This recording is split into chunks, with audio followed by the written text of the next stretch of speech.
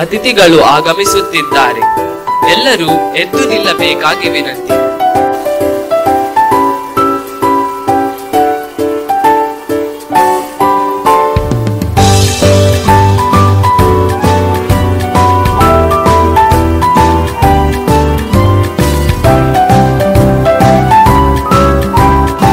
ದಯವಿಟ್ಟು ಆಸೀನರಾಗಿ.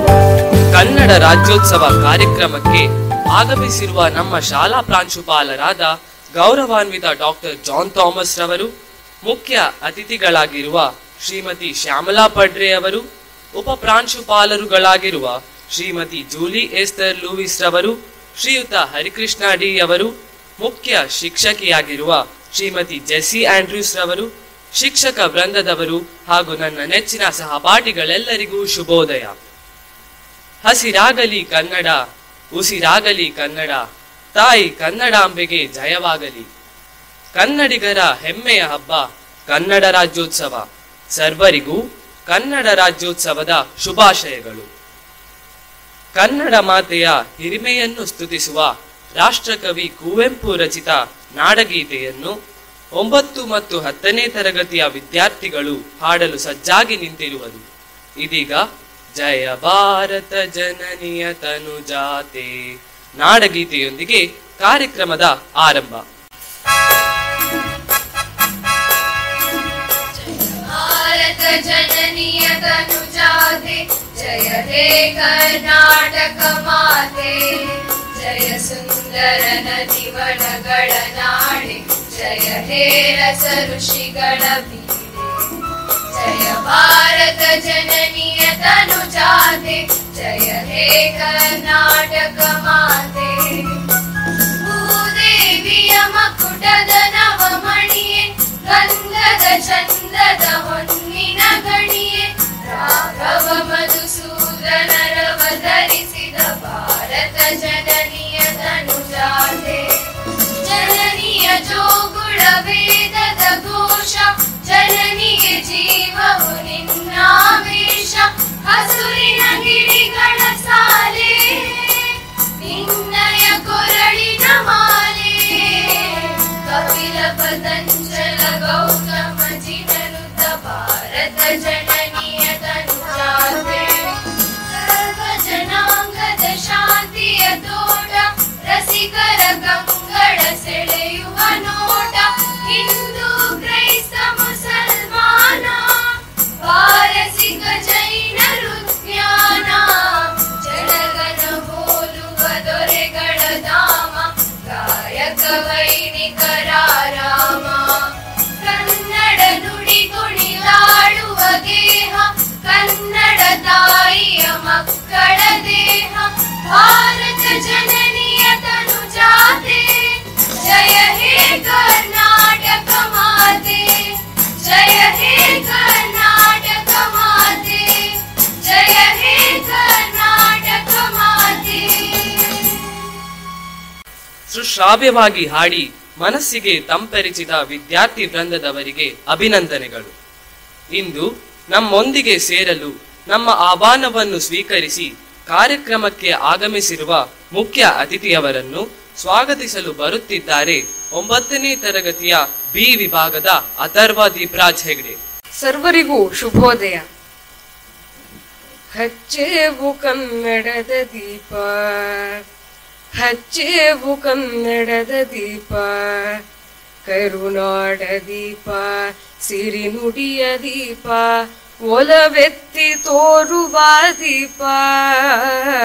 ಹಚ್ಚೇವು ಕನ್ನಡದ ದೀಪ, ಹಚ್ಚೇವು ಕನ್ನಡದ ದೀಪ ಎಂಬ ಕವಿ ಡಿ.ಎಸ್. ಕರ್ಕಿಯವರ ಆಶಯದಂತೆ ಕನ್ನಡ ಭಾಷೆಯ ಬೆಳಕನ್ನು ನಾಡಿನೆಲ್ಲೆಡೆ ಪಸರಿಸೋಣ ಎಂದು ಆಶಿಸುತ್ತಾ ತಮಗೆಲ್ಲರಿಗೂ ಕನ್ನಡ ರಾಜ್ಯೋತ್ಸವದ ಶುಭಾಶಯಗಳನ್ನು ಕೋರುತ್ತೇನೆ. ಕನ್ನಡ ನಾಡಿನೆಲ್ಲೆಡೆ ಕನ್ನಡದ ಕಂಪು ಬೀರುವ ಈ ವೇಳೆಯಲ್ಲಿ ನಮ್ಮ ಸಂಸ್ಥೆಯ ಚುಕ್ಕಾಣಿ ಹಿಡಿದಿರುವ ನಮ್ಮೆಲ್ಲರ ನೆಚ್ಚಿನ ಪ್ರಾಂಶುಪಾಲರಾಗಿರುವ ಡಾಕ್ಟರ್ ಜಾನ್ ಥಾಮಸ್ ರವರಿಗೆ ಗೌರವಪೂರ್ವಕ ಸ್ವಾಗತ. ಈ ಶುಭ ಸಂದರ್ಭದಲ್ಲಿ ನಮ್ಮ ಶಾಲೆಯಲ್ಲಿ 2 ದಶಕಗಳಿಂದಲೂ ಹೆಚ್ಚು ಕಾಲ ಕನ್ನಡ ಪಾಠವನ್ನು ಕಲಿಸುವುದರ ಜೊತೆಗೆ ತಮ್ಮ ವಿದ್ಯಾರ್ಥಿಗಳಲ್ಲಿ ಕನ್ನಡದ ಬೀಜವನ್ನು ಬಿತ್ತುತ್ತಾ ಭಾಷಾ ಬೆಳವಣಿಗೆಗೆ ಶ್ರಮಿಸಿದ ನಿವೃತ್ತ ಶಿಕ್ಷಕಿ ಶ್ರೀಮತಿ ಶ್ಯಾಮಲಾ ಪಡ್ರೆ ಇವರನ್ನು ಈ ಕಾರ್ಯಕ್ರಮಕ್ಕೆ ಮುಖ್ಯ ಅತಿಥಿಯಾಗಿ ತುಂಬು ಹೃದಯದಿಂದ ಸ್ವಾಗತಿಸಲು ಸಂತೋಷ ಪಡುತ್ತೇನೆ. ಇವರನ್ನು 8ನೇ ತರಗತಿಯ ಡಿ ವಿಭಾಗದ ಪ್ರಶಸ್ತಿ ಪಿ ಶೆಟ್ಟಿ ಪುಷ್ಪಗುಚ್ಛ ನೀಡಿ ಸಂಸ್ಥೆಯ ಪರವಾಗಿ ಸ್ವಾಗತಿಸಬೇಕಾಗಿ ವಿನಂತಿಸುತ್ತೇನೆ.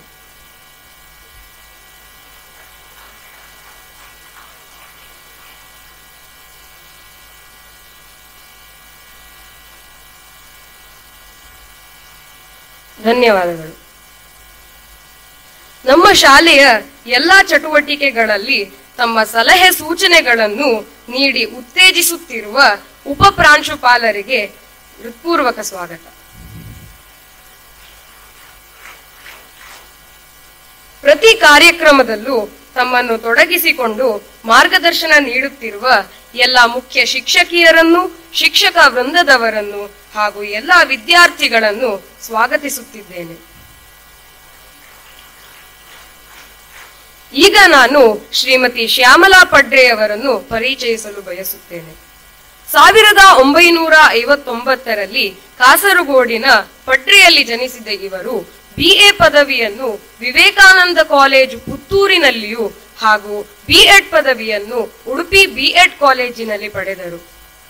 ಮನೋವಿಜ್ಞಾನದಲ್ಲಿ ಸ್ನಾತಕೋತ್ತರ ಪದವಿಯನ್ನು ಪ್ರತಿಷ್ಠಿತ ಕುವೆಂಪು ವಿಶ್ವವಿದ್ಯಾನಿಲಯದಲ್ಲಿ ಪಡೆದರು.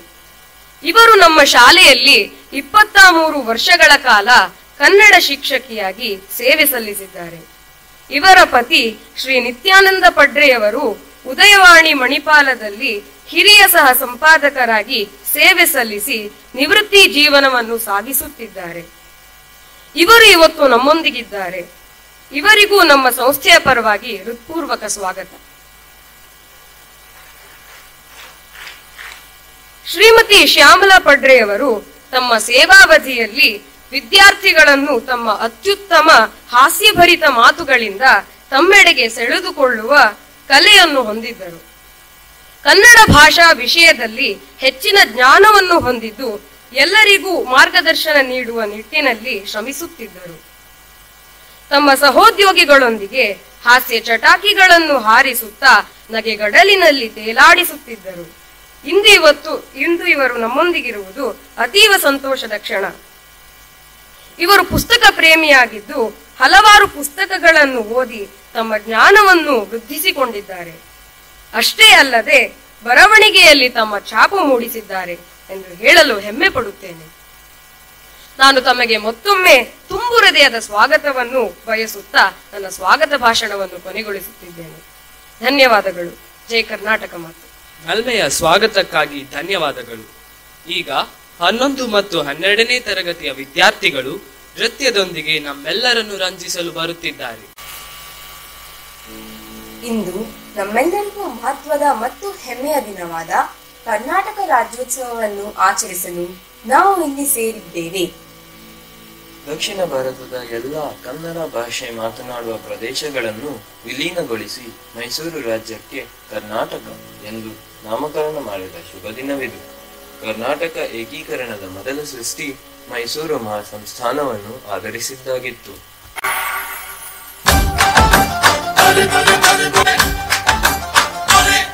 ಮರೆಯೋದುಂಟೆ ಮೈಸೂರ ದೊರೆಯ ಶ್ರೀನಾಲ್ವಡಿ ಕೃಷ್ಣರಾಜ ಒಡೆಯ. ಮರೆಯೋದುಂಟೆ ಮೈಸೂರ ದೊರೆಯ ಶ್ರೀನಾಲ್ವಡಿ ಕೃಷ್ಣರಾಜ ಒಡೆಯ. ಸಾವಿರಾರು ವರುಷ ಕಳೆದರು ಸವೆಯದಂತ ಸಾಧನೆಯ.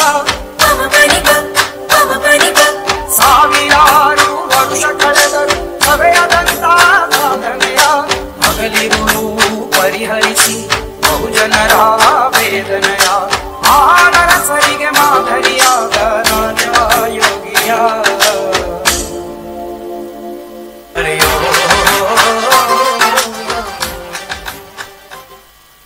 ಸಂಪದ್ಭರಿತ ಕಾಡು, ಧುಮ್ಮಿಕ್ಕಿ ಹರಿವ ಜಲಪಾತ, ಮನಸೆಳೆವ ಕರಾವಳಿ ತೀರ, ಕಲಾ ಶ್ರೀಮಂತಿಕೆಯ ಬೇಲೂರು, ಹಳೆಬೀಡು, ಶ್ರವಣಬೆಳಗೊಳ, ಹಂಪಿ, ಐಹೊಳೆ, ಬಾದಾಮಿ, ಪಟ್ಟದಕಲ್ಲು, ಗುಡಿ ಗೋಪುರಗಳು ಏನಿಲ್ಲ ನಮ್ಮ ಈ ಶ್ರೀಮಂತ ಕರುನಾಡಿನಲ್ಲಿ.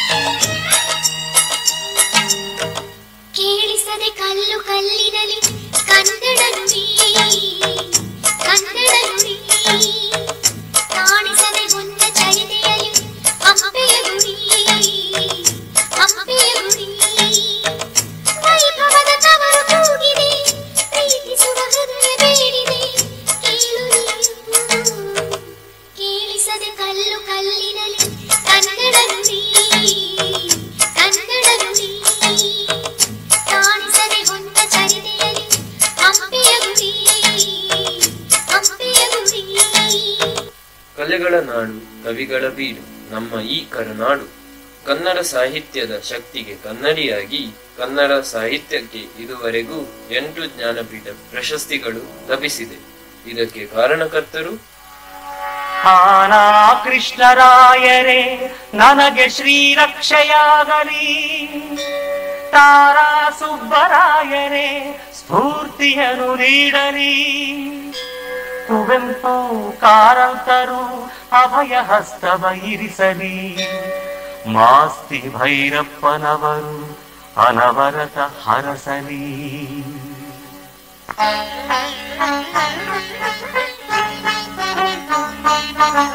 ಕನ್ನಡ ಹೊನ್ನುಡಿ ದೇವಿಯನು ನಾ ಪೂಜಿಸುವೆ ಆರಾಧಿಸುವೆ, ಕನ್ನಡ ಹೊನ್ನುಡಿ ದೇವಿಯನು ನಾ ಪೂಜಿಸುವೆ ಆರಾಧಿಸುವೆ, ಕನ್ನಡ ಡಿಂಡಿಮ ಬಾರಿಸುವೆ ಎಂದು ಬರೆಯುತ್ತ ಬಾಡುವೆ, ಕನ್ನಡ ಡಿಂಡಿಮ ಬಾರಿಸುವೆ ಎಂದು ಬರೆಯುತ್ತ ಬಾಡುವೆ, ಕನ್ನಡ ಹೊನ್ನುಡಿ ದೇವಿಯನು ನಾ ಪೂಜಿಸುವೆ ಆರಾಧಿಸುವೆ. ರಾಜ್ಯದ ಶ್ರೀಮಂತ ಸಂಸ್ಕೃತಿಯನ್ನು ಪ್ರದರ್ಶಿಸುವಲ್ಲಿ ಕರ್ನಾಟಕ ಸಾಂಪ್ರದಾಯಿಕ ನೃತ್ಯಗಳಾದ ಯಕ್ಷಗಾನ, ಡೊಳ್ಳು ಕುಣಿತ, ಕಂಸಾಳೆ, ವೀರಗಾಸೆ ಮುಂತಾದವುಗಳು ಮನರಂಜನೆಯ ಜೊತೆಗೆ ಶಿಕ್ಷಣವನ್ನು ನೀಡುತ್ತದೆ. ಅಭಿಮಾನ, ವಿಶೇಷ ಅಭಿಮಾನ, ನಮ್ಮ ನಾಡೆಂದರೆ ನಮಗೆ ಪ್ರಾಣ. ಬಿರಿಯೋಣ, ಜೊತೆಯೇ ಬೆಳೆಯೋಣ, ನಮ್ಮ ನುಡಿಯಿಂದಲೇ ನಮಗೆ ಪ್ರಾಣ. ನಮ್ಮ ವಚನ ಬಹುವಚನ, ನುಡಿಯಿರೋ ಕನ್ನಡ, ನಡೆಯಿರೋ ಕನ್ನಡ.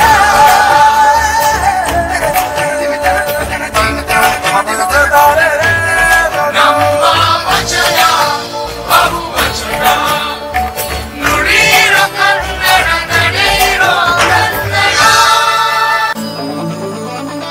ಜನಪದ ಕನ್ನಡ, ನವಯುಗ ಕನ್ನಡ, ಜನತೆಯ ಸಾಕ್ಷಿ ಕನ್ನಡ, ಪ್ರತಿಭೆ ಕನ್ನಡ, ಪ್ರತಿಫಲ ಕನ್ನಡ, ನುಡಿತದ ಜೀವನಾಡಿ ಕನ್ನಡ. ನಮ್ಮ ವಚನ ಬಹುವಚನ, ನುಡಿಯಿರೋ ಕನ್ನಡ, ನಡೆಯಿರೋ ಕನ್ನಡ. ನಮ್ಮ ವಚನ ಬಹುವಚನ, ನುಡಿಯಿರೋ ಕನ್ನಡ, ನಡೆಯಿರೋ ಕನ್ನಡ. ಚಂದವಾದ ಚಿಂದಿಯ ಸಾವಿರಾರು ಜೋಡಿಸಿ ಮೂಡಿದಂಥ ಕೌದಿ ಈ ನಾಡು. ತಮ್ಮ ತಮ್ಮ ಕಾಯಕ ನಂಬಿಕೊಂಡು ಮಾಡುತ್ತ ಹಂಚಿಕೊಂಡ ಬುದ್ಧಿಯ ಬೀಡು.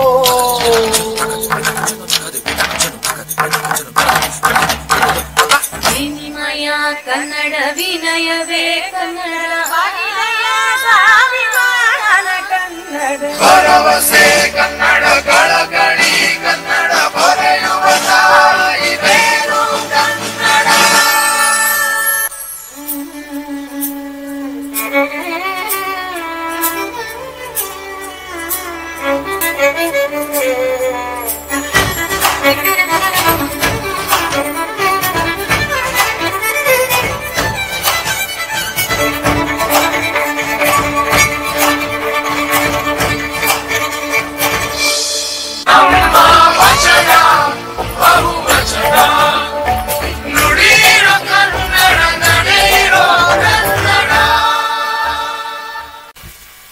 ಅದ್ಭುತ ನೃತ್ಯ ಪ್ರದರ್ಶನದೊಂದಿಗೆ ಕಣ್ಮನಗಳನ್ನು ರಂಜಿಸಿದ ನಿಮಗೆಲ್ಲರಿಗೂ ಧನ್ಯವಾದಗಳು. ಇದೀಗ 8ನೇ ತರಗತಿಯ ವಿದ್ಯಾರ್ಥಿಗಳು ನಾಡಿನ ಬಗ್ಗೆ ಇರುವ ಪ್ರೀತಿ ಗೌರವಗಳನ್ನು ವಿನೂತನ ಶೈಲಿಯಲ್ಲಿ ಹಾಡಿ ತೋರಿಸಲಿದ್ದಾರೆ. ಹಾಯ್ ವೃದ್ಧಿ, ಹಾಯ್ ತಂದಿ, ಹೇಗಿದೀಯಾ? ಎಷ್ಟು ಸಮಯ ಆಯ್ತು ನಿನ್ನನ್ನ ನೋಡಿ. ಈಗ ಏನ್ ಮಾಡ್ತಾ ಇದೀಯಾ? ನಾನು ಇಂಜಿನಿಯರಿಂಗ್ ಮಾಡಿ ಈಗ ಅಮೆರಿಕದಲ್ಲಿ ನಂಗೆ ಕೆಲಸ ಸಿಕ್ಕಿದೆ. ಬರುವ ಡಿಸೆಂಬರ್ಗೆ ಹೋಗ್ಲಿಕ್ಕೆ.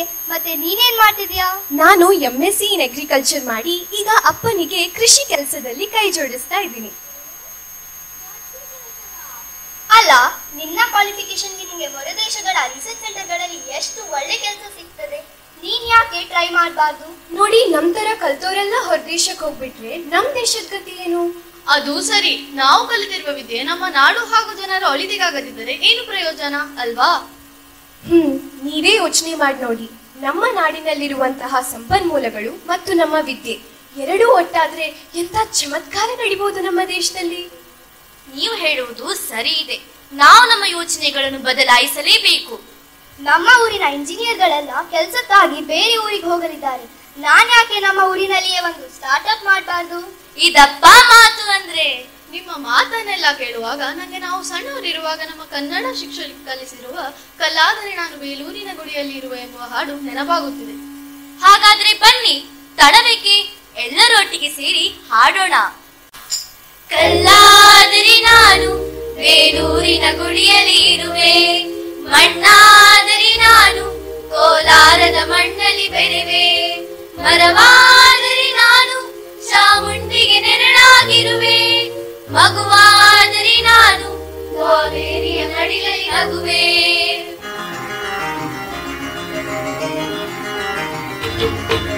ಕಲ್ಲಾದರೆ ನಾನು ಬೇಲೂರಿನ ಗುಡಿಯಲ್ಲಿ ಇರುವೆ, ಮಣ್ಣಾದರೆ ನಾನು ಕೋಲಾರದ ಮಣ್ಣಲ್ಲಿ ಬೆರೆವೆ, ಮರವಾದರೆ ನಾನು ಚಾಮುಂಡಿಗೆ ನೆರಳಾಗಿರುವೆ, ಮಗುವಾದರೆ ನಾನು ಕಾವೇರಿಯ ಮಡಿಲಲ್ಲಿ ನಗುವೆ. ಮುದು ಮುದು ಕಂದ ಕನ್ನಡದ ಕಂದ ತವರಿಗೆ ಇಂದು ಕೀರ್ತಿಯ ಕಂದ, ಮುದು ಮುದು ಕಂದ ಕನ್ನಡದ ಕಂದ ತವರಿಗೆ ಇಂದು ಕೀರ್ತಿಯ ಕಂದ. ಕಲ್ಲಾದರೆ ನಾನು ಬೇಲೂರಿನ ಗುಡಿಯಲ್ಲಿ ಇರುವೆ, ಮಣ್ಣಾದರೆ ನಾನು ಕೋಲಾರದ ಮಣ್ಣಲ್ಲಿ ಬೆರೆವೆ.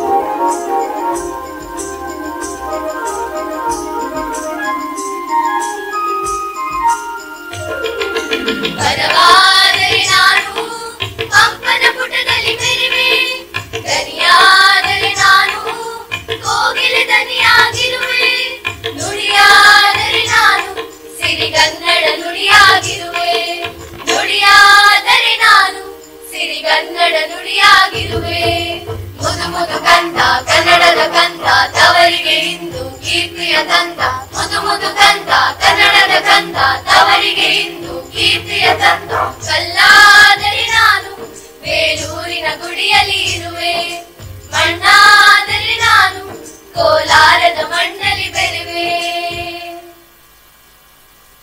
ಸಮೂಹ ಗಾಯನವನ್ನು ಮಧುರವಾಗಿ ಹಾಡಿ ಮನಸ್ಸಿಗೆ ಮುದ ನೀಡಿರುವ ನಿಮಗೆಲ್ಲರಿಗೂ ಧನ್ಯವಾದಗಳು. ಕನ್ನಡ ರಾಜ್ಯೋತ್ಸವದ ಈ ಶುಭ ಸಂದರ್ಭದಲ್ಲಿ ಈ ಆಚರಣೆಯ ಕುರಿತು ಮುಖ್ಯ ಅತಿಥಿಗಳು ತಮ್ಮ ಮನದಾಳದ ಮಾತುಗಳನ್ನು ಹಂಚಿಕೊಳ್ಳಲು ಕೋರಿಕೊಳ್ಳುತ್ತಿರುವೆನು. ಎಲ್ಲರಿಗೂ ಪ್ರೀತಿಪೂರ್ವಕ ನಮಸ್ಕಾರಗಳು. ನನ್ನ ನೆನಪಿರ್ಬೋದು ಕೆಲವರಿಗೆ ಅಲ್ವಾ? ವೇದಿಕೆಯ ಮುಂದಿರುವ ನಮ್ಮ ಈ ಪ್ರೀತಿಯ ಸಂಸ್ಥೆಯ ಮುಖ್ಯಸ್ಥರಾಗಿರುವ ಪ್ರಾಂಶುಪಾಲರಾಗಿರುವ ಸರ್ ಡಾಕ್ಟರ್ ಜಾನ್ ಸರ್ ಅವರಿಗೆ ವಂದನೆಗಳು. ಉಪ ಪ್ರಾಂಶುಪಾಲರಾಗಿರುವ ಹರಿಕೃಷ್ಣ ಡಿ ಮತ್ತು ಮುಖ್ಯೋಪಾಧ್ಯಾಯನವರು ಕೆಲವು ಜನ ಇದ್ದಾರೆ, ಎಲ್ಲರ ಹೆಸರು ಹೇಳುವುದಿಲ್ಲ, ಅವರಿಗೂ ಕೂಡ ನನ್ನ ಪ್ರೀತಿಪೂರ್ವಕ ವಂದನೆಗಳು. ಇದು 69ನೆಯ ಕನ್ನಡ ರಾಜ್ಯೋತ್ಸವ. ಈ ರಾಜ್ಯೋತ್ಸವದ ಶುಭಾಶಯಗಳು ಎಲ್ಲರಿಗೂ. ಆಮೇಲೆ ಈ ಸಂಸ್ಥೆಯ ಮೇರು ಸಂಸ್ಥೆ ಇದು. ಈ ಸಂಸ್ಥೆಯ ಆಧಾರ ಸ್ತಂಭಗಳಾಗಿರುವ ಮ್ಯಾಥ್ಯೂ ಸಿ ನಯನನ್ ಹಾಗೂ ಲಾಲಿ ಮೇಡಮ್ ಅವರಿಗೂ ಶುಭಾಶಯಗಳು. ಮತ್ತು ಈ ಸಂಸ್ಥೆಯ ಸ್ಥಾಪಕರಾಗಿರುವ ದಿವಂಗತ ಡಾಕ್ಟರ್ ಅಬ್ರಹಾಂ ಸರ್ ದಂಪತಿಯನ್ನು ಈ ಸಂದರ್ಭದಲ್ಲಿ ಕೃತಜ್ಞತೆಯಿಂದ ನೆನಪಿಸಿಕೊಳ್ಳದೆ ಹೋದರೆ ನಾನು ಕೃತಜ್ಞಳಾಗುತ್ತೇನೆ.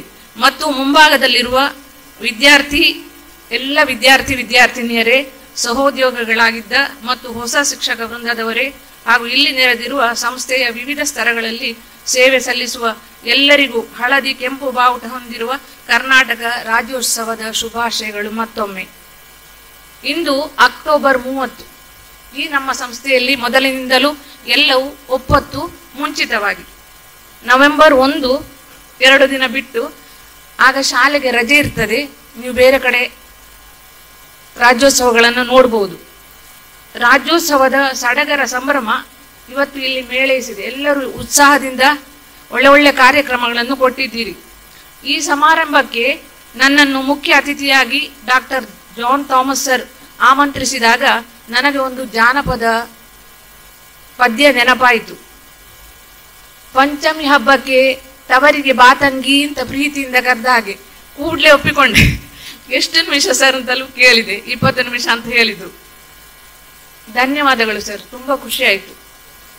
ಇನ್ನು 1905ರಲ್ಲಿ ಆಲೂರು ವೆಂಕಟರಾವ್ ಮತ್ತು ಹುಯಿಲಗೊಳ ನಾರಾಯಣರಾಯರು ನಮಗೆ ನಮ್ಮ ಕನ್ನಡ ರಾಜ್ಯವನ್ನು ಪ್ರತ್ಯೇಕವಾಗಿ ಕೊಡಿ ಅಂತ ಹೇಳಿ ಕೇಳಿದಾಗ ಪಕ್ಕಕ್ಕೆ ಕೊಡುವುದಿಲ್ಲ ಆಗಿನ ಸರ್ಕಾರ.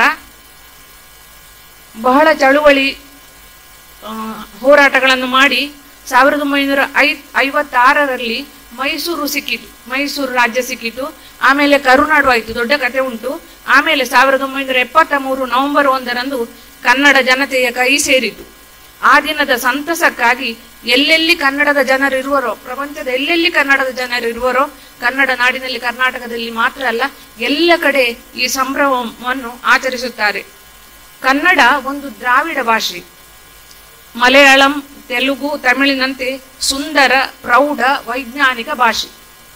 ಆಚಾರ್ಯ ವಿನೋಬಾ ಭಾವೆಯವರು ಕನ್ನಡದ ಅಕ್ಷರಗಳು ಮುತ್ತು ಪೋಣಿಸಿದಂತೆ ಎಂದರೆ ಲಿಪಿ ಉಳಿದ ಭಾಷೆಗಳ ರಾಣಿ ಎಂದು ಗುರುತಿಸಿದರೆ, ವಿಕಿಪೀಡಿಯಾ ಲೋಗೋದಲ್ಲಿ ಕನ್ನಡದ ವಿ ಅಕ್ಷರ ಸೇರಿಕೊಂಡದ್ದು ನಮಗೆ ಹೆಮ್ಮೆಯನ್ನುಂಟು ಮಾಡುತ್ತದೆ. ಕನ್ನಡದ ವರ್ಣಮಾಲೆ ನೋಡಿ, ನಮ್ಮ ಹೊಕ್ಕುಳಿನಿಂದ ಸ್ವರ ಅಕ್ಷರಗಳು ಪ್ರಾರಂಭವಾಗ್ತವೆ. ಅ, ಆ, ಇ, ಈ, ಉ, ಊ, ಋ, ಎ, ಐ, ಓ. ಕನ್ನಡ ಪಾಠ ಮಾಡ್ತಾರಂತ ಗ್ರಹಿಸಬೇಡಿ, ಇದು ಕನ್ನಡದ ಕಥೆ ಹೇಳ್ತೇನೆ. ಇದು ಸ್ವರ ಅಕ್ಷರಗಳು ಗಾಳಿಯೊಟ್ಟಿಗೆ ಹೊರಗೆ ಬರ್ತವೆ. ಆಮೇಲೆ ವ್ಯಂಜನಾಕ್ಷರಗಳು ಕಂಠದಿಂದ ಕ, ಖ, ಗ, ಗಂಗ, ಕ, ಚ, ಚ, ಜ, ಜನ್ಯ, ಟ, ಠ, ಡ, ಡಣ್ಣ, ತ, ಥ, ದ, ಧನ್ನ, ಪ, ಫ, ಬ, ಭಮ್ಮ. ಅಮ್ಮ ಅಂತ ಹುಟ್ಟಿದ ಮಕ್ಕಳು ಮೊದಲು ಅಮ್ಮ ಅಂತ ಕರೀತಾರೆ. ಅಳುವಾಗಲ್ಲ, ಮಾತು ಬರುವಾಗ ಅಮ್ಮ. ಹೊಕ್ಕುಳಿನಿಂದ ಮ, ಅದಿಂದ ಇಲ್ಲಿಂದ ಹೊಕ್ಕುಳಿಂದ ಸ್ಟಾರ್ಟ್ ಆಗಿ ಮ ತುಟಿಯವರೆಗೆ ಎಲ್ಲ ಸ್ವರ ವ್ಯಂಜನ ಎಲ್ಲವನ್ನು ಸೇರಿಸಿ ಭಗವಂತ ಅವರಲ್ಲಿ ಅಮ್ಮ ಅಂತ ಕರೆಯುವ ಶಕ್ತಿಯನ್ನು ಇಟ್ಟಿದ್ದಾನೆ. ಅದು ಈಗ ಅಚ್ಯುತದಾಸರ ಒಂದು ವಿಡಿಯೋದಲ್ಲಿ ನೋಡಿದೆ. ಅಮ್ಮ ಹೋಯ್ತು, ಮಮ್ಮಿ ಬಂತು, ಈಗ ಮ್ಯಾಕ್ಸಿಮಮ್ ಮಿನಿಮಮ್ ಅಂತ ಆಗಿದೆ ಅಂತ, ಅದು ಬೇರೆ ವಿಷಯ.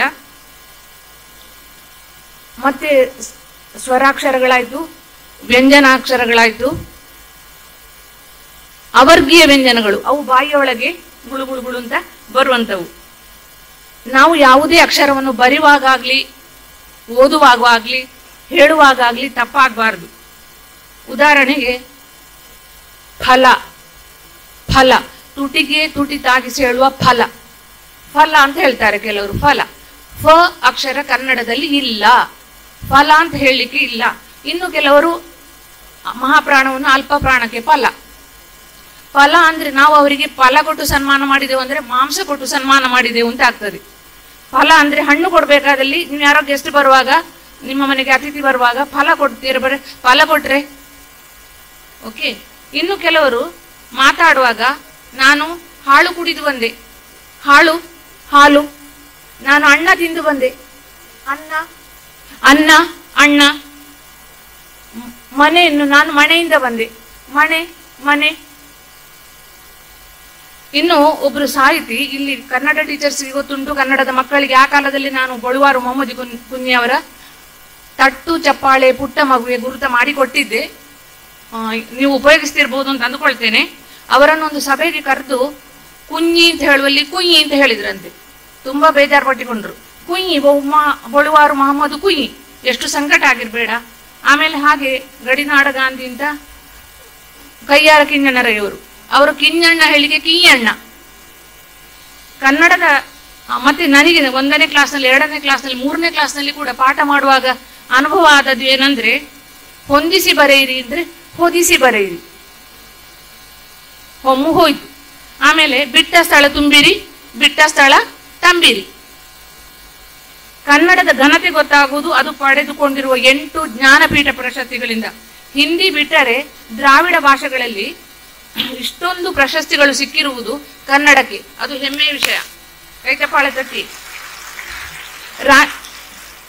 ರಾಷ್ಟ್ರಕವಿ ಕುವೆಂಪು ರಾಮಾಯಣ ದರ್ಶನಂ ಬರೆದ್ರು, ದ.ರಾ. ಬೇಂದ್ರೆ 4 ತಂತಿ ಬರೆದ್ರು. ದ.ರಾ. ಬೇಂದ್ರೆ ಅಂತ ಹೇಳುವಾಗ ಒಂದು ನನಗೆ ನೆನಪಿಗೆ ಬರುವುದು, ಬೇಂದ್ರೆ ಅವರಿಗೆಲ್ಲ ಒಂದು ಸನ್ಮಾನ ಆಗ್ತದೆ, ದೊಡ್ಡ ಕವಿ ಅವರು. ಸನ್ಮಾನ ಆಗಿ ಕೆಳಗೆ ಇಳಿದು ಬರುವಾಗ ಒಬ್ರು ಹೇಳಿದ್ರಂತೆ, ಸ್ವಾಮಿ ನೀವು ಮೇಲಿಂದ ಕೆಳಗಿನವರೆಗೆ ಕನ್ನಡ ಅಂತ. ಅವ್ರು ಹೇಳಿದ್ರಂತೆ, ಹೌದು ನಾನು ಮೇಲಿಂದ ಕೆಳಗಿನವರೆಗೆ ಕನ್ನಡ. ಕೂದಲು, ಕಪಾಲ, ಕೆನ್ನೆ, ಕಿವಿ, ಕುತ್ತಿಗೆ, ಕಟಿ, ಕಾಲು, ಕೆರ ಎಲ್ಲ ಕನ್ನಡ. ಗೊತ್ತಾಯ್ತಾ? ಹಾಗೆ ಹೇಳಿ ತಮಾಷೆ ಮಾಡುವರು. ಮತ್ತೆ ಒಂದು ಅವರ ಪದ್ಯ ನೆನಪಾಗ್ತದೆ, ನೀ ಹಿಂಗ ನೋಡಬೇಡ ನನ್ನ, ನೀ ಹಿಂಗ ನೋಡಿದರೆ ನಾ ಹೆಂಗೆ ನೋಡಲೇ ನಿನ್ನ ಅಂತ. ಅದು ಕೆಲವರಿಗೆ ಗೊತ್ತಿಲ್ಲ, ಅದು ಲವ್ ಸಾಂಗ್ ಅಂತ ಗ್ರಹಿಸಿದ್ದಾರೆ, ಪ್ರೇಮಗೀತೆ ಅಂತ. ಅದು ನಿಜವಾಗಿ ಪ್ರೇಮಗೀತೆ ಅಲ್ಲ. ಅವರ ಮಗು ಒಂದು ತೀರಿ ಹೋಗುವಾಗ ಮಗುವಿನ ಡೆಡ್ ಬಾಡಿ ಹತ್ರ ಕೂತ್ಕೊಂಡು ಅಮ್ಮ ಬೇಂದ್ರೆಯವರು ನೋಡಿದ್ರಂತೆ. ಬೇಂದ್ರೆಯವರು ನೋಡುವಾಗ ಬೇಂದ್ರೆಯವರಿಗೂ ದುಃಖ ಉಂಟು, ಆದ್ರೂ ಅವರು ಈ ಪದ್ಯ ಕವಿ ಅವರ ಒಳಗಿಂದ ಹೊರಗೆ ಬಂದ ಇದು. ಆಮೇಲೆ ನಮ್ಮ ಪಕ್ಕದವರು ಕೋಟ ಶಿವರಾಮ ಕಾರಂತರ ಮೂಕಜ್ಜಿಯ ಕನಸುಗಳಿಗೆ ಮಾಸ್ತಿ ವೆಂಕಟೇಶ ಅಯ್ಯಂಗಾರರ ಚಿಕ್ಕವೀರ ರಾಜೇಂದ್ರ, ವಿನಾಯಕ ಕೃಷ್ಣ ಗೋಕಾಕ್ ಭಾರತ ಸಿಂಧು ರಶ್ಮಿ, ಯು.ಆರ್. ಅನಂತಮೂರ್ತಿ ಸಮಗ್ರ ಸಾಹಿತ್ಯ, ಗಿರೀಶ್ ಕಾರ್ನಾಡ್ ಸಮಗ್ರ ಸಾಹಿತ್ಯ, ಇನ್ನೊಬ್ರು ಚಂದ್ರಶೇಖರ ಕಂಬಾರ್ ಸಮಗ್ರ ಸಾಹಿತ್ಯ. ಇಲ್ಲಿ ಜ್ಞಾನಪೀಠ ಪಡೆದವರು ಕೆಲವರು ಕನ್ನಡ ಮಾತಿನವರು, ಎಲ್ಲರೂ ಕನ್ನಡ ಮನೆ ಮಾತಿನವರು ಅಲ್ಲ. ನೆನಪಿಡಿ, ಕುವೆಂಪು ಅವರದ್ದು ಅರೆ ಕನ್ನಡ ಭಾಷೆ, ಬೇಂದ್ರೆಯವರು ಮರಾಠಿ ಮನೆ ಮಾತಿನವರು. ಕನ್ನಡದಲ್ಲಿ ಹೆಚ್ಚಿನ ಕೃಷಿ ಮಾಡಿರುವ ಜಿ.ಪಿ. ರಾಜರತ್ನಂ ತಮಿಳು ಮನೆ ಮಾತಿನವರು, ಮಂಕುತಿಮ್ಮನ ಕಗ್ಗ ಬರೆದವರು. ನಾನು ಇಲ್ಲಿ ಪಾಠ ಮಾಡುವಾಗ ನಾಯಿ ಮರಿ ತಿಂಡಿ ಬೇಕೆ ಅಂತ ಪದ್ಯ ಹೇಳಿಕೊಡ್ತಿದ್ದೆ. ಯಾರಿಗಾದ್ರೂ ನೆನಪುಂಟಾ? ನೆನಪಿದ್ರೆ ಕೈ ಎತ್ತಿ. ಧನ್ಯೋಸ್ಮಿ. ಓಕೆ, ಇನ್ನೊಂದು 1 2 ಕೈ ಕೆಳಗೆ ಹಾಕಿ, ಖುಷಿ ಆಯ್ತು. 1 2 ಬಾಳೆಲೆ ಹರಡು ಹೇಳಿಕೊಟ್ಟಿದ್ದೆ, ನೆನಪುಂಟಾ? ಸಂತೋಷ ಆಯ್ತು, ಕೈ ಕೆಳಗೆ ಹಾಕಿ. ಮರ್ತು ಹೋಗ್ತದೆ, ಸಹಜ. ಇದನ್ನೆಲ್ಲ ಬರೆದದ್ದು ಜಿ.ಪಿ. ರಾಜರತ್ನಂ. ಅವರಿಗೆ ಕನ್ನಡದ ಮೇಲೆ ಎಂಥ ಪ್ರೀತಿ. ಒಂದು ಸಲ ಹೇಳಿದ್ರಂತೆ ಯಾರ, ಎಂತ ಮಾರ ಯಾವಾಗ್ಲೂ ಕನ್ನಡ ಕನ್ನಡ, ಅಷ್ಟು ಕನ್ನಡ ಮಾತಾಡ್ಬೇಡ ಅಂತ. ಅದಕ್ಕೆ ಅವ್ರೇನ್ ಹೇಳಿದ್ರು ಅಂತ ಗೊತ್ತುಂಟಾ? ನರಕಕ್ಕೆ ಕಳಿಸಿ ನಾಲ್ಗೆ ಸೀಳ್ಸಿ ಬಾಯಿ ಹೊಲ್ಸಾಕಿದ್ರು ಮೂಗ್ನಲ್ಲಿ ಕನ್ನಡ ಪದವಾಡ್ತೀನಿ.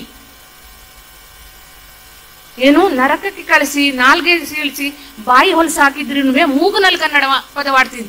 ಈ ಕನ್ನಡ ದ್ರಾವಿಡ ಭಾಷೆಗಳು ಕೆಲವು ಸಲ ಬಾಯಿ ಬಾರದವರಿಗೂ ಮಾತಾಡ್ಲಿಕ್ಕೆ ಆಗ್ತದೆ. ನಾಲ್ಕು ಇಲ್ಲದವ್ರು ಸ್ವರದಲ್ಲಿ ಅವರು ಹೇಳ್ತಾರೆ. ನೀವು ಒಬ್ಸರ್ವ್ ಮಾಡಿರ್ಬೋದು, ನೋಡಿರ್ಬೋದು. ಕೆಲವು ಇಂಗ್ಲಿಷ್ ಪದಗಳನ್ನು ಕಲಬೆರಕೆ ಮಾಡಬೇಕಾಗ್ತದೆ, ಇಲ್ಲದ್ರೆ ನಾನು ಮಾಡಿದ ಭಾಷಣ ನೀರಿನ ಮೇಲೆ ಹೋಮ್ ಆಗ್ತದೆ. ಇಲ್ಲಿ ನಾವು ನೆನಪಿಡ್ಬೇಕಾದ್ದು ಇಂಗ್ಲೆಂಡಿನ ರೆವರೆಂಡ್ ಫಾದರ್ ಕಿಟ್ಟಲ್ ಅವರನ್ನು. ಅವರು ಇಲ್ಲಿಗೆ ಭಾರತಕ್ಕೆ ಯಾಕೆ ಬಂದರೋ ಏನೋ ಉದ್ದೇಶ ಇಟ್ಕೊಂಡು ಬಂದ್ರು. ಇಲ್ಲಿ ಬಂದು ಕನ್ನಡ ಕಲಿತು 70,000 ಪದಗಳಿಗೆ ಕನ್ನಡದಲ್ಲಿ ಅರ್ಥ ಬರೆದಿದ್ದಾರೆ. ಪದಕೋಶ 1756 ಪುಟಗಳ ಶಬ್ದಕೋಶ, ಅದು ಕನ್ನಡ ಇಂಗ್ಲಿಷ್ ಶಬ್ದಕೋಶ. ನೋಡಿ, ನಮಗೆ ಕನ್ನಡ ಅಂದ್ರೆ ಸ್ವಲ್ಪ ಇರ್ಲಿ. ಹಲ್ಮಡಿ ಶಾಸನ, ಅಶೋಕನ ಕಾಲದ ಶಾಸನ ಬಗ್ಗೆ ತಿಳಿದ ನಾವು ಕನ್ನಡದ ಇತಿಹಾಸ ಸುಮಾರು 2 ರಿಂದ 2,500 ವರ್ಷಗಳು ಎಂದು ತಿಳಿದಿದ್ದೇವೆ. ಕಾವೇರಿಯಿಂದ ಗೋದಾವರಿವರೆಗೆ ವಿಸ್ತೀರ್ಣವಿದ್ದ ಕನ್ನಡ ನಾಡಿನ ಜನರ ಕ್ಯಾರೆಕ್ಟರ್, ಮೌಲ್ಯಗಳ ಬಗ್ಗೆ ಕವಿರಾಜ ಮಾರ್ಗದಲ್ಲಿ ನಾಗಾರ್ಜುನ ಹೀಗೆ ಹೇಳ್ತಾನೆ ನೋಡಿ. ಕನ್ನಡ ಜನ ಸುಭಟರ್ಗಳ್, ಸೋಲ್ಜರ್ಸ್, ಗೊತ್ತಾಯ್ತಾ? ಮೈಕಟ್ಟು ಮನಸ್ಸು ಎಲ್ಲ ಗಟ್ಟಿ ಇರುವ ಸುಭಟರ್ಗಳ್, ಕವಿಗಳಂದ್ರೆ ನೀವು ರನ್ನ ಜನ್ನ ಪಂಪನಿಂದ ಈಗಿನ ನಿಮ್ಮ ಶಾಲೆಯಲ್ಲಿ ನಿಮ್ಮ ಇಯರ್ ಬುಕ್ ಅಲ್ಲಿ ಬರೆಯುವಂತಹ ಕವಿಗಳು, ಎಲ್ಲರೂ ಕವಿಗಳು. ಎಷ್ಟು ಹೇಳಲಿಕ್ಕೆ 1 ತಿಂಗಳು ಬೇಕಾದಿತ್ತು, ಬರ್ದೆಲ್ಲ ಇದು ಮಾಡಿದ್ರೆ ಸಾಕಾಗ್ಲಿಕ್ಕಿಲ್ವಾ ಏನೋ. ಆಮೇಲೆ ಸುರಸುಂದರರ್, ನೋಡ್ಲಿಕ್ಕೆ ಸ್ಮಾರ್ಟ್ ಅಂತ ಹೇಳ್ತೀರಿ ನೀವು, ತುಂಬಾ ಚಂದ. ಸುರಸುಂದರ್, ಹುಡುಗರಾಗ್ಲಿ ಹುಡುಗಿಯರಾಗ್ಲಿ ಕನ್ನಡದ ಮಣ್ಣಿನವರು. ಹೊರಗಿನಿಂದ ಇಲ್ಲಿಗೆ ಬಂದರೂ ಕೂಡ ಚಂದ ಆಗ್ತಾರೆ ನೋಡ್ಲಿಕ್ಕೆ, ಎಲ್ಲರೂ ಸುರಸುಂದರರು. ಗುಣಿಗಳು ಅಂದ್ರೆ ಗುಣವಂತರು, ನಿಮ್ಮನ್ನು ಆದರಾತಿಥ್ಯದಲ್ಲಿ ಎಲ್ಲದಲ್ಲಿ ನೋಡಿ ಗುಣವಂತರು. ಏನು ಹೇಳ್ತಾರೆ ಅಂದ್ರೆ, ಏನ ಬಂದಿರಿ ಹದುಳವಿದ್ದಿರೆ ಕುಳ್ಳಿರಿ ಎಂದರೆ, ಯಾರಾದ್ರೂ ಬಂದ್ರೆ ಏನು ಬಂದದ್ದು, ಬನ್ನಿ ಕೂತ್ಕೊಳ್ಳಿ ಅಂತ ಹೇಳ್ಬೇಕು. ಅದು ನಮ್ಮ ಸಂಸ್ಕಾರ. ಕುಡಿಲಿಕ್ಕೆ ಏನಾದ್ರೂ ಕೊಡ್ಬೇಕು, ಇಲ್ಲದಿದ್ರೆ ಬೇಡ. ಏನ ಬಂದಿರಿ ಹದುಳವಿದ್ದಿರೆ ಕುಳ್ಳಿರೆಂದರೆ ನಿಮ್ಮ ಮೈಸಿರಿ ಹಾರಿ ಹೋಗುವುದೇ, ಒಡನೆ ನುಡಿದರೆ ನಿಮ್ಮ ಶಿರ ಹೊಟ್ಟೆಯೊಡೆಯುವುದೇ. ಅರ್ಥ ಆಗ್ತದೆ ಅಂತ ಅಂದ್ಕೊಳ್ತೇನೆ. ಆಮೇಲೆ ವಿವೇಕಿಗಳು, ಯಾವುದು ಸರಿ ಯಾವುದು ತಪ್ಪು ಅಂತ ಯೋಚನೆ ಮಾಡಿಯೇ ಮಾಡೋದು. ಕೆಲವರು ಮಾಡೋದಿಲ್ಲ, ಅವರು ವಿವೇಕಿಗಳಲ್ಲ, ಅಷ್ಟು ಮನಸ್ಸನ್ನು ಅವರು ತಿದ್ದಿಕೊಳ್ಳಿಲ್ಲ. ಅಭಿಮಾನಿಗಳು ಅಂದ್ರೆ ಉದಯವಾಗಲಿ ನಮ್ಮ ಚೆಲುವ ಕನ್ನಡ ನಾಡು, ಹುಯಿಲಗಳ ನಾರಾಯಣರಾಯರ ಪದ್ಯ ಅಂತ ಅಂದ್ಕೊಳ್ತೇನೆ. ಅತ್ಯುಗ್ರರ್, ಕೆಲವು ಸಲ ಅತ್ಯುಗ್ರರ್. ಏನಿದು ಅತ್ಯುಗ್ರರ್? ಸಾಧುಂಗೆ ಸಾಧು, ಮಾಧುರ್ಯಂಗೆ ಮಾಧುರ್ಯಂ. ನೀವು ಒಳ್ಳೆಯವರ, ಅವರು ಒಳ್ಳೆಯವರು. ನೀವು ಕೆಟ್ಟವರು, ಅವರು ಕೆಟ್ಟವರು. ಮತ್ತೆ ಕಲಿ ಹಾಗೆ ಉಪದ್ರ ಮಾಡುವವರಿಗೆ ಅವರು ಅತ್ಯುಗ್ರರ್. ಅತ್ಯುಗ್ರರ್ ಏನು ಅಂತ ಕೇಳಿದ್ರೆ ಹೇಳಲಿಕ್ಕೆ ಸ್ವಲ್ಪ ಹೊತ್ತು ಬೇಕು. ನೀವು ಕೆಲವು ಸಲ ಈ ದೂರದರ್ಶನದಲ್ಲಿ ಪೇಪರ್ನಲ್ಲಿ ಆ ಅತ್ಯುಗ್ರರ ಕತೆ ಬರ್ತದೆ, ಅದು ನನಗೆ ಹೇಳಲಿಕ್ಕೆ ಬೇಡ. ಕರ್ನಾಟಕದ ಜನ ಲೋಕ ಅರ್ಪಣೆ ಮಾಡಿದ್ದು 1-2 ವಿಷಯಗಳೆಲ್ಲ ಅದು ನೀವು ಇಲ್ಲಿ ತೋರಿಸಿದ್ದೀರಿ. ಈಗ ಒಂದು ಬ್ಯಾಂಕಿಂಗ್ ಕ್ಷೇತ್ರ, Canara bank, syndicate bank, corporation bank, Karnataka bank. ಹಣ ಬೇಕು ನಮಗೆ ಬದುಕಲಿಕ್ಕೆ, ಅದು ತಲೆಗೆ ಯೋಚನೆ ಬಂದು ಬ್ಯಾಂಕಿಂಗ್ ಕ್ಷೇತ್ರ ಪ್ರಾರಂಭ ಆದದ್ದು ನಮ್ಮಿಂದ. ಸಂವಿಧಾನ ಅಂದ್ರೆ ನಾವು ಕೂಡಲೇ ಹೇಳ್ತೇವೆ ಬಿ ಆರ್ ಅಂಬೇಡ್ಕರ್ ಬಲಗೈ ಬಂಟರಾಗಿದ್ದವರು ಉತ್ತಮ ವಕೀಲ ಬೆನಗಲ್ ನರಸಿಂಹರಾಯರು. ಬಲಗೈ ಸರಿ ಇದ್ರೆ ನಾವು ಸರಿ ಇರುವುದು, ಅಷ್ಟು ಒಳ್ಳೆ ವಕೀಲರವರು. ಅವರು ನಮಗೆ ಸಂವಿಧಾನಕ್ಕೆ ಮಾತ್ರ ಅಲ್ಲ, ದೇಶದ ಬೇರೆ ಬೇರೆ ಸಂವಿಧಾನಗಳಿಗೆ ಕೂಡ ರಚನೆಗೆ ಸಹಾಯ ಮಾಡಿದ್ದಾರೆ. ತಾಂತ್ರಿಕತೆ, ಸರ್ ಎಂ ವಿಶ್ವೇಶ್ವರಯ್ಯನವರು ನಿಮಗೆ ಗೊತ್ತುಂಟು. ಕನ್ನಂಬಾಡಿ ಅಣೆಕಟ್ಟು, ಇಲ್ಲಿ ಒಂದು ನನಗೆ ಆಶ್ಚರ್ಯ ಆದದ್ದು, ಬೆಲ್ಲ ಮತ್ತು ಸುಣ್ಣ ಮಿಕ್ಸ್ ಮಾಡಿ ಕನ್ನಂಬಾಡಿ ಅಣೆಕಟ್ಟು ಕಟ್ಟಿದ್ದಂತೆ. ನನಗೆ ಆಶ್ಚರ್ಯ ಆಗ್ತದೆ. ಅದು ಹೌದು ಅಂತ ಹೇಳ್ತಾರೆ, ಸುಳ್ಳು ಯಾಕೆ ಹೇಳ್ತಾರೆ? ಇನ್ನು ಉದ್ಯೋಗ ಅಂದ್ರೆ ನೆನಪಾಗುವುದು ಸುಧಾಮೂರ್ತಿ, ನಾರಾಯಣಮೂರ್ತಿ, ಇನ್ಫೋಸಿಸ್. ಎಷ್ಟೊಂದು ಜನರಿಗೆ ಉದ್ಯೋಗ ಕೊಟ್ಟಿದ್ದಾರೆ, ಎಷ್ಟೊಂದು ಹೃದಯವಂತರು. ಇದು ಸುಧಾಮೂರ್ತಿಯವರ ಪುಸ್ತಕ ನಮ್ಮ ಲೈಬ್ರರಿಯಲ್ಲಿ ನಾನಿರುವಾಗಲೇ ಇತ್ತು, ಈಗಲೂ ಇರ್ಬೋದು. ಅವರು ಸಾಹಿತಿ ಕೂಡ ಹೌದು, ಸಣ್ಣ ಮಕ್ಕಳಿಂದ ಹಿಡಿದು ದೊಡ್ಡವರವರೆಗೆ ಸಾಹಿತಿ ಕೂಡ ಹೌದು. ಇನ್ನು ಆಹಾರಕ್ಕೆ ಉಡುಪಿ ಹೋಟೆಲ್ಗಳು, ರವಾ ದೋಸೆ, ಮಸಾಲೆ ದೋಸೆ, ಇಷ್ಟು ಉದ್ದ. ಹೋಟೆಲಿಗೆ ಹೋದ್ರೆ ಎಂತ ಉಂಟು ಕೇಳೋದು, ಅವನು ಪಟ ಒಂದಿಷ್ಟು ಉದ್ದ ಹೇಳ್ತಾನೆ, ನನಗೆ ಮಸಾಲೆ ದೋಸೆ ಕೊಡಿ. ಕೊನೆಗೆ ಕೆಲವರು ಸೀರೆ ತಗೊಳ್ಳಿಕ್ಕೆ ಅಂಗಡಿಗೆ ಹೋಗ್ತಾರೆ, ಎಲ್ಲ ಎಲ್ತ ಹಾಕುದು, ಒಂದು ಸೀರೆ ತಗೊಂಡು ಬರುದು. ಹಾಗೆ ಅಷ್ಟು ಮಸಾಲೆ ದೋಸೆ ರವಾ ಇಡ್ಲಿ ಅಂದ್ರೆ ಅಷ್ಟು ಫೇಮಸ್. ಎಲ್ಲಿ ಹೋದ್ರೂ ದೇಶದ ಉದ್ದ ಬಗ್ಗಲಕ್ಕೆ ಪ್ರಪಂಚದ ಕೆಲವು ಕಡೆಯಲ್ಲಿ ಉಡುಪಿ ಹೋಟೆಲ್ಗಳು ಇವೆ. ಆಮೇಲೆ ವಸ್ತ್ರಕ್ಕೆ ಉಡುಪಿಯ ಖಾದಿ ಸೀರೆಗಳು ಇವತ್ತು ಪ್ರಪಂಚದಾದ್ಯಂತ ಇವೆ, ಹೆಸರುವಾಸಿಯಾಗಿವೆ.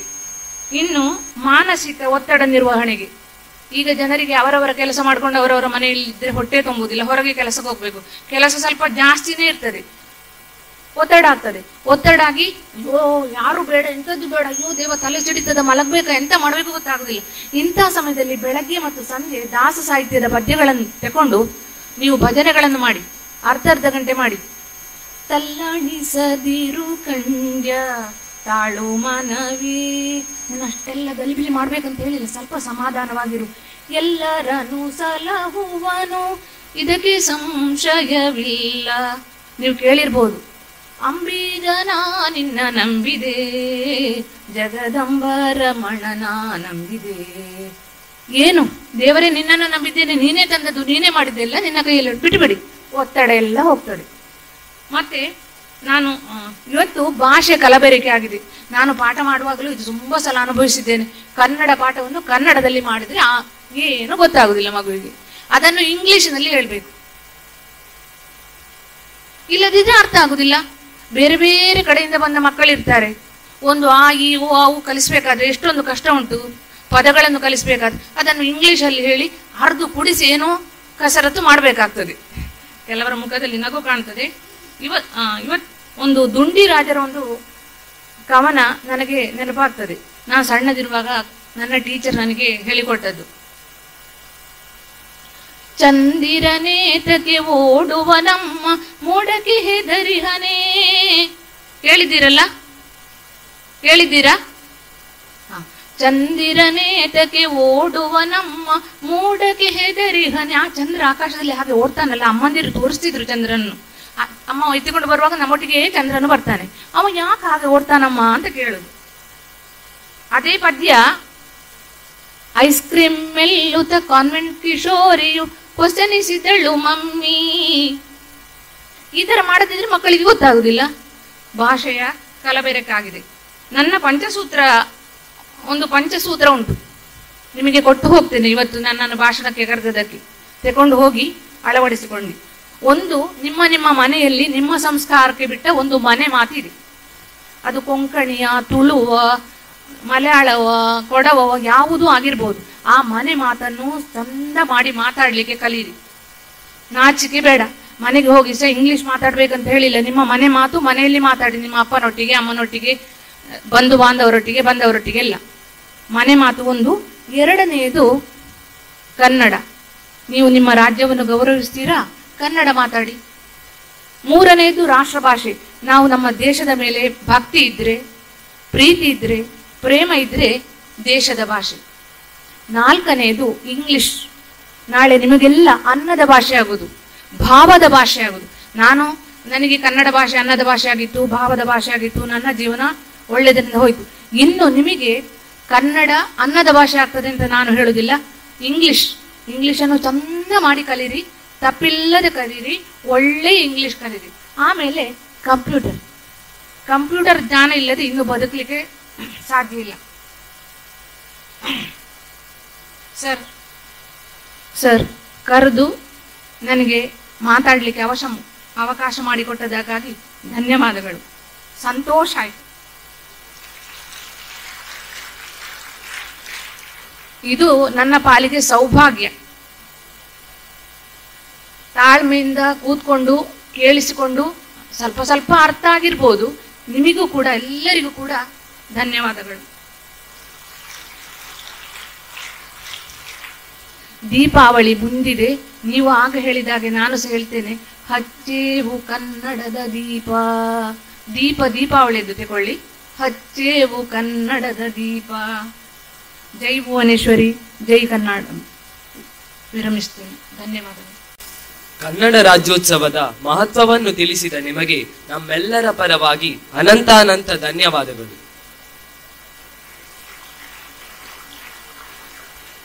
ಈಗ 9 ಮತ್ತು 10ನೇ ತರಗತಿಯ ವಿದ್ಯಾರ್ಥಿಗಳು ನಾಡಿನ ಚರಿತೆಯ ಸನ್ನಿವೇಶದ ತುಣುಕೊಂದನ್ನು ಪ್ರಹಸನದ ಮೂಲಕ ಪ್ರದರ್ಶಿಸಲು ನಮ್ಮ ಮುಂದೆ ಬರುತ್ತಿದ್ದಾರೆ.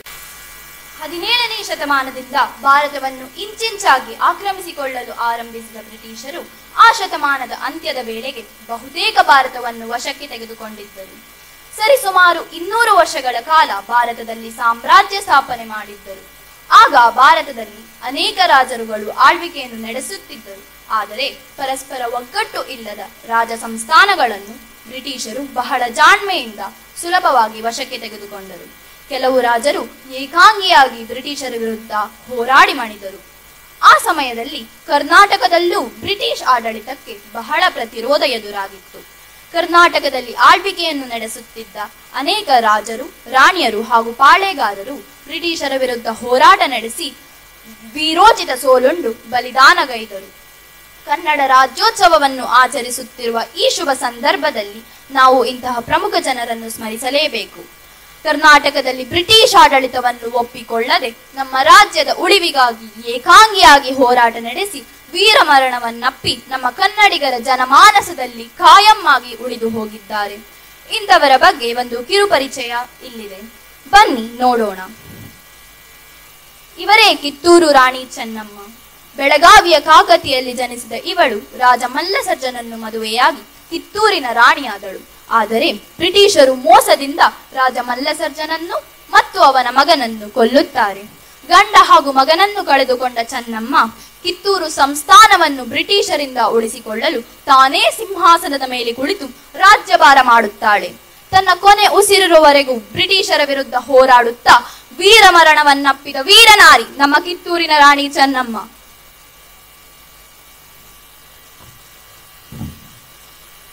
ಇವರು ಉಳ್ಳಾಳದ ರಾಣಿ ಅಬ್ಬಕ್ಕ. 16ನೇ ಶತಮಾನದಲ್ಲಿ ಅಬ್ಬಕ್ಕ ದೇವಾಲಯಗಳ ನಗರಿ ಮೂಡುಬಿದಿರೆಯಲ್ಲಿ ಆಡಳಿತ ನಡೆಸುತ್ತಿದ್ದರು. ಉಳ್ಳಾಳ ಇವರ ರಾಜಧಾನಿಯಾಗಿತ್ತು. ಪೋರ್ಚುಗೀಸರು ಉಳ್ಳಾಳವನ್ನು ವಶಪಡಿಸಿಕೊಳ್ಳಲು ಪ್ರಯತ್ನಿಸಿದರು. ಆದರೆ ಅಬ್ಬಕ್ಕನ ವೀರತನದ ಮುಂದೆ ಅವರು ಸೋಲಬೇಕಾಯಿತು. ಸರಿಸುಮಾರು 4 ದಶಕಗಳ ಕಾಲ ಪೋರ್ಚುಗೀಸರೊಂದಿಗೆ ಏಕಾಂಗಿಯಾಗಿ ಹೋರಾಡಿದ ಮೊದಲ ಮಹಿಳಾ ಸ್ವಾತಂತ್ರ್ಯ ಹೋರಾಟಗಾರ್ತಿ ಎಂಬ ಹೆಗ್ಗಳಿಕೆ ಇವರಿಗೆ ಸೇರುತ್ತದೆ.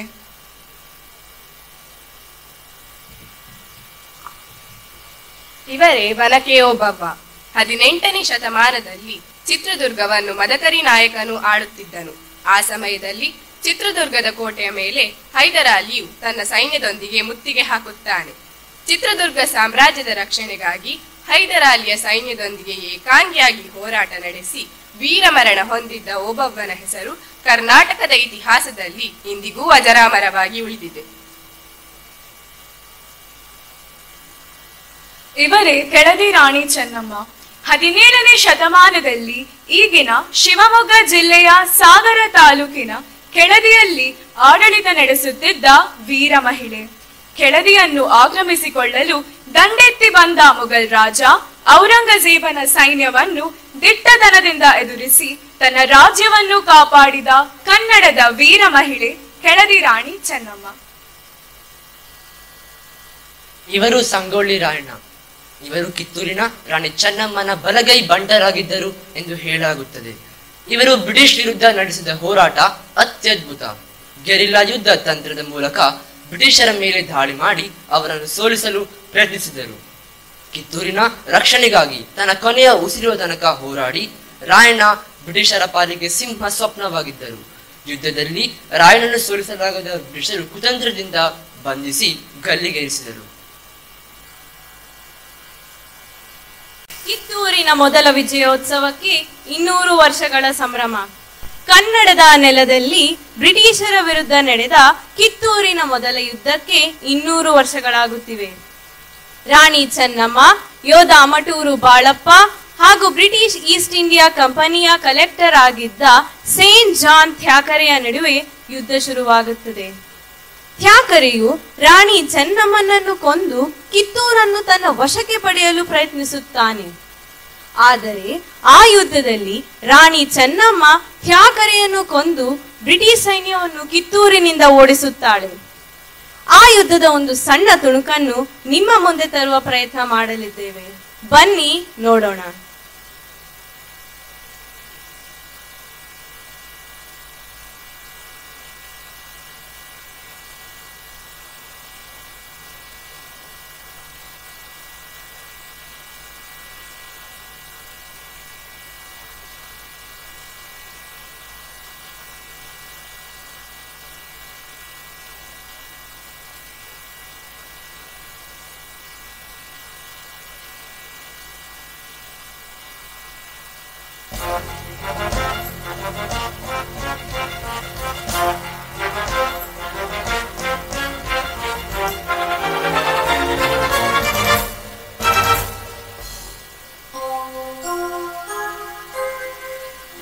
ತಾಯಿ, ತಮ್ಮ ಭೇಟಿಗಾಗಿ ತ್ಯಾಗರೆ ಸಾಹೇಬರು ಬಂದಿದ್ದಾರೆ. ಯಾವ ವಿಷಯಕ್ಕಾಗಿ? ಬಂದ್ರು ಒಪ್ಪಂದದ ವಿಷಯ ತಮ್ಮೊಡನೆ ಚರ್ಚಿಸಲು ಬಂದಿದ್ದಾರೆ. ಕರೆದುಕೊಂಡು ಬನ್ನಿ. ಆಗಲಿ ತಾಯಿ. ಬಂದ ವಿಷಯ ಪಾಪ ಕೇಳುವುದಕ್ಕಾಗಿ. ಏನು? ಕಪ್ಪ? ಹೌದು, ಮಾಂಡ್ರ ಒಪ್ಪಂದದ ಪ್ರಕಾರ ನೀವು ಕಪ್ಪ ಕೊಡಲೇಬೇಕು. ಕಪ್ಪು ತಿನ್ನಲು ಬಿಟ್ಟ ತಪ್ಪಿಗೆ ಕೂಲಿಯನ್ನು ಬೇರೆ ಕೊಡಬೇಕೇನು? ಮೋಡ ಮಳೆ ಸುರಿಸುತ್ತದೆ, ಭೂಮಿ ಬೆಳೆ ಬೆಳೆಯುತ್ತದೆ, ನಿಮಗೇಕೆ ಕೊಡಬೇಕು ಕಪ್ಪ? ನೀವೇನು ನಮ್ಮವರೊಂದಿಗೆ ಉತ್ತೀರಾ, ಬಿತ್ತೀರಾ, ನೀರು ಹಾಯಿಸಿ ನಾಟಿ ನೆಟ್ಟಿರಾ? ಇಲ್ಲ ದಣಿದವರಿಗೆ ಅಂಬಲಿ ಕಾಯಿಸಿ ಕೊಟ್ಟಿರಾ? ನಿಮಗೇಕೆ ಕೊಡಬೇಕು ಕಪ್ಪ? ನೀವೇನು ಅಣ್ಣ ತಮ್ಮಂದಿರೇ, ನೆಂಟರೇ, ಇಷ್ಟರೇ, ಇಲ್ಲ ದಾಯಾದಿಗಳೇ? ನಿಮಗೇಕೆ ಕೊಡಬೇಕು ಕಪ್ಪ? ಏ ರಾಣಿ ಚೆನ್ನಮ್ಮ, ನಡುಗಿ ಸಾಯಬೇಡ, ಕುಳಿತುಕೋ. ಇಂಥ ಕಷ್ಟದಲ್ಲೂ ಇಷ್ಟೊಂದು ಜಂಬವೇ? ಅದು ಕನ್ನಡಿಗರ ಹುಟ್ಟುಗುಣ. ಹೀಗೆ ಜಂಬ ಕೊಚ್ಚಿಕೊಂಡ ಮೈಸೂರು ಮಾನ್ಯ ಪಾಲಾಯಿತು. ಅದು ನಿಮ್ಮ ವೀರತ್ವದಿಂದಲ್ಲ, ವಂಚನೆಯಿಂದ. ಇಡೀ ಹಿಂದೂ ದೇಶವನ್ನೇ ನುಂಗಿ ನೀರು ಕುಡಿಯಲು ನಿಂತ ನರಿಯ ಜಾತಿಯವರಲ್ಲವೇ ನೀವು? ಕಿತ್ತೂರು ರಾಣಿ ಎದುರು ಕಪ್ಪ ಕೇಳುವವರ ನಾಲಿಗೆ ಸೀಳಿ ಹೋದಿತ್ತು. ಇನ್ಸಲ್ಟ್ ರಾಣಿ ಸಾಹೇಬ, ನೀವು ಕಂಪನಿಯ ಕಟ್ಟಳೆಯನ್ನು ಮೇಲ್ತಿದ್ದೀರಾ? ಕಂಪನಿಯವರಿಗೆ ನಮ್ಮ ನಾಡಿನಲ್ಲಿ ನಿಲ್ಲುವ ಭಿಕ್ಷೆ ಕೊಟ್ಟವರು ನಾವು. ಕಟ್ಟಳೆ ಮಾಡುವ ಅಧಿಕಾರ ನಮ್ಮದು. ನೋ, ಮಾಂಡ್ರ ಒಪ್ಪಂದದ ಪ್ರಕಾರ ಕಿತ್ತೂರಿನ ಮೇಲೆ ನಮಗೆ ಅಧಿಕಾರವಿದೆ. ಏನಂದೆ? ಕಿತ್ತೂರಿನ ಮೇಲೆ ನಿಮಗೆ ಅಧಿಕಾರವಿದೆಯೇ? ಕಿತ್ತೂರೇನು ನಿಮ್ಮ ಅಪ್ಪ ತಾತಂದಿರು ಗಳಿಸಿಟ್ಟ ಆಸ್ತಿ ಏನು? ಎಂಜಲು ನಾಯಿಗಳಿಗೆ ರೊಟ್ಟಿಯನ್ನು ಚೆಲ್ಲಿ ಅಂಜದೆ ಮನೆಯೊಳಗೆ ನುಗ್ಗಿ ವಂಚನೆಯಿಂದ ಕೊರಳು ಕೊಯ್ಯುವ ಅಭ್ಯಾಸ ಕನ್ನಡಿಗರದ್ದಲ್ಲ. ಹೋಗು, ನಿನಗೆ ಜೀವದಾನ ನೀಡಿದ್ದೇನೆ. ಚೆನ್ನಮ್ಮ, ನೀನು ಸಿರಿವಂತಿಕೆ ಮೇಲೆ ಕುಳಿತುಕೊಂಡು ಬೆಂಕಿಯೊಡನೆ ಆಟವಾಡುತ್ತಿದ್ದೀಯ. ಬದುಕುವ ಆಸೆ ನಿಮಗೂ ಇಲ್ಲ, ನಿಮ್ಮನ್ನು ಉಳಿಸುವ ಆಸೆ ನಮಗೂ ಇಲ್ಲ.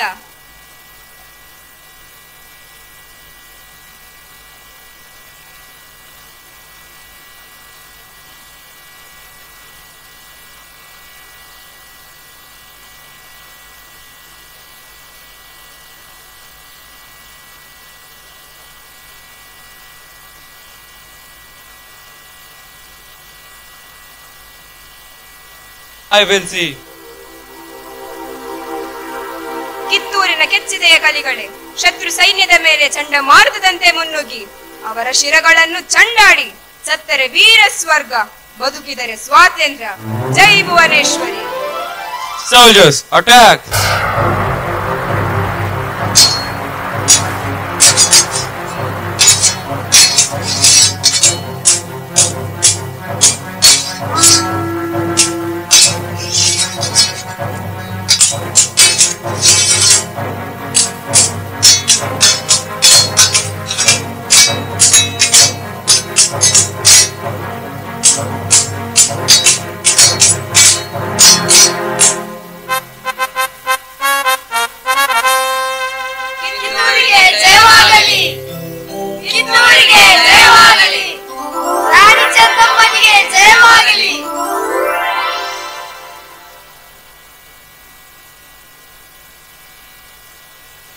ಹೀಗೆ ಅನೇಕರ ವೀರತ್ವದಿಂದ ಬಲಿದಾನದಿಂದ ಉಳಿದು ಬೆಳೆದ ಈ ಕರ್ನಾಟಕ ರಾಜ್ಯದಲ್ಲಿ ಹುಟ್ಟಿದ ನಾವೆಲ್ಲರೂ ಧನ್ಯರು. ಕರ್ನಾಟಕ ರಾಜ್ಯದ ಮೇಲಿನ ಪ್ರೇಮ, ಅಭಿಮಾನ, ಭಾಷಾಭಿಮಾನ ಕೇವಲ ಕನ್ನಡ ರಾಜ್ಯೋತ್ಸವದ ದಿನಕ್ಕೆ ಮಾತ್ರ ಸೀಮಿತವಾಗದೆ ಜೀವನದುದ್ದಕ್ಕೂ ಅವನ್ನು ಉಳಿಸಿ ಬೆಳೆಸುವುದು ಕನ್ನಡಿಗರಾದ ನಮ್ಮ ನಿಮ್ಮೆಲ್ಲರ ಆದ್ಯ ಕರ್ತವ್ಯ. ಕನ್ನಡವೇ ಸತ್ಯ, ಕನ್ನಡವೇ ನಿತ್ಯ. ಜೈ ಕರ್ನಾಟಕ, ಜೈ ಕನ್ನಡಾಂಬೆ. ಅದ್ಭುತ ಪ್ರದರ್ಶನ ನೀಡಿದ ನಿಮಗೆ ಧನ್ಯವಾದಗಳು. ನಮ್ಮ ಕನ್ನಡ ರಾಜ್ಯೋತ್ಸವ ಕಾರ್ಯಕ್ರಮವು ಕೊನೆಯ ಹಂತವನ್ನು ತಲುಪಿದ್ದು ಇದೀಗ ವಂದನಾರ್ಪಣೆಗೆ ಬರಲಿದ್ದಾರೆ 12ನೇ ತರಗತಿಯ ಸಿ ವಿಭಾಗದ ಅನಿರುದ್ಧ ಆಚಾರ್ಯ. ಈ ಶುಭ ದಿನದಂದು ಕಾರ್ಯಕ್ರಮದಲ್ಲಿ ಹಾಜರಿರುವ ಎಲ್ಲ ಗುರು ಹಿರಿಯರು ಸೇರಿದಂತೆ ಸಮಸ್ತ ಕನ್ನಡಿಗರಿಗೆ 69ನೇ ಕನ್ನಡ ರಾಜ್ಯೋತ್ಸವದ ಹಾರ್ದಿಕ ಶುಭಾಶಯಗಳು. ಈ ದಿನ ನಮ್ಮ ಪ್ರತಿಷ್ಠಿತ ವಿದ್ಯಾಸಂಸ್ಥೆ ಲಿಟಲ್ ರಾಕ್ನಲ್ಲಿ ನಾವು ಕನ್ನಡ ರಾಜ್ಯೋತ್ಸವವನ್ನು ಆಚರಿಸುತ್ತಿದ್ದೇವೆ.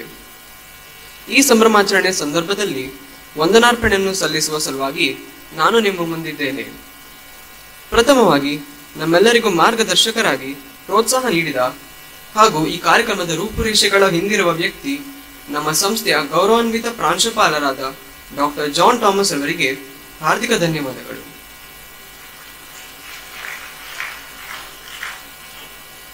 ಇಂದಿನ ನಮ್ಮ ಕನ್ನಡ ಹಬ್ಬಕ್ಕೆ ಮುಖ್ಯ ಅತಿಥಿಯಾಗಿ ಆಗಮಿಸಿ ಕಾರ್ಯಕ್ರಮದ ಮೆರುಗನ್ನು ಹೆಚ್ಚಿಸಿದ ಶ್ರೀಮತಿ ಶ್ಯಾಮಲಾ ಪಡ್ರೆ ಅವರಿಗೆ ನಮ್ಮ ಸಂಸ್ಥೆಯ ಸರ್ವರ ಪರವಾಗಿ ಹೃತ್ಪೂರ್ವಕವಾದ ಧನ್ಯವಾದಗಳು.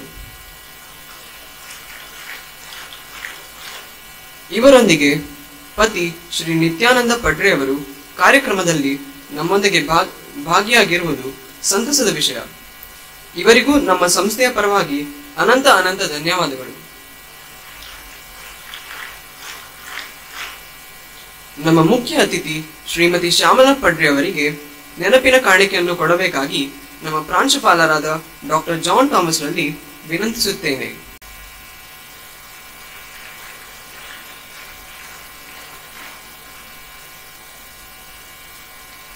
ಈ ಕಾರ್ಯಕ್ರಮ ಅಚ್ಚುಕಟ್ಟಾಗಿ ನಡೆಯಲು ಸಹಕಾರ ಹಾಗೂ ಪ್ರೋತ್ಸಾಹ ನೀಡಿದ ಉಪ ಪ್ರಾಂಶುಪಾಲರಾದ ಶ್ರೀಮತಿ ಜೂಲಿ ಎಸ್ತರ್ ಲಿವಿಸ್ ಹಾಗೂ ಶ್ರೀಯುತ ಹರಿಕೃಷ್ಣ ಡಿ ರವರಿಗೂ ತುಂಬ ಹೃದಯದ ಧನ್ಯವಾದಗಳು.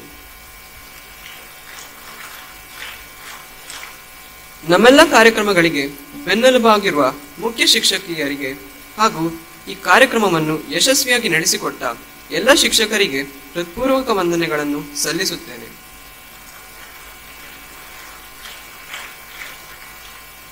ಇಂದಿನ ಮನರಂಜನಾ ಕಾರ್ಯಕ್ರಮದಲ್ಲಿ ಭಾಗವಹಿಸಿ ಎಲ್ಲರನ್ನೂ ರಂಜಿಸಿರುವ ವಿದ್ಯಾರ್ಥಿಗಳಿಗೂ ಹಾಗೂ ಶಿಸ್ತಿನಿಂದ ಭಾಗವಹಿಸಿ ಕಾರ್ಯಕ್ರಮದ ಮೆರುಗನ್ನು ಹೆಚ್ಚಿಸಿದ ಸರ್ವರಿಗೂ ಪ್ರೀತಿಯ ಧನ್ಯವಾದಗಳು.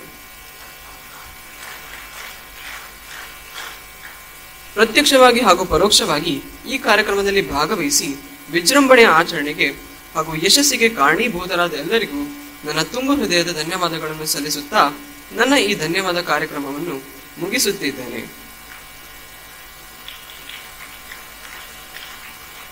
ಜೈ ಕರ್ನಾಟಕ ಮಾತೆ, ಜೈ ಹಿಂದ್. ಎಲ್ಲಾದರೂ ಇರು, ಎಂತಾದರೂ ಇರು, ಎಂದೆಂದಿಗೂ ನೀ ಕನ್ನಡವಾಗಿರು. ಕನ್ನಡವೇ ಸತ್ಯ, ಕನ್ನಡವೇ ನಿತ್ಯ. ಸಮಸ್ತ ಕನ್ನಡಿಗರಿಗೆ ಮತ್ತೊಮ್ಮೆ ಕನ್ನಡ ರಾಜ್ಯೋತ್ಸವದ ಶುಭಾಶಯಗಳನ್ನು ಹೇಳುತ್ತಾ ರಾಷ್ಟ್ರಗೀತೆಯೊಂದಿಗೆ ಕಾರ್ಯಕ್ರಮವನ್ನು ಮುಗಿಸುತ್ತಿದ್ದೇವೆ. ದಯವಿಟ್ಟು ಎಲ್ಲರೂ ಎದ್ದು ನಿಲ್ಲಬೇಕಾಗಿ ವಿನಂತಿ. As we remain standing, we all sing the national anthem along with the musical track. Please stand in attention.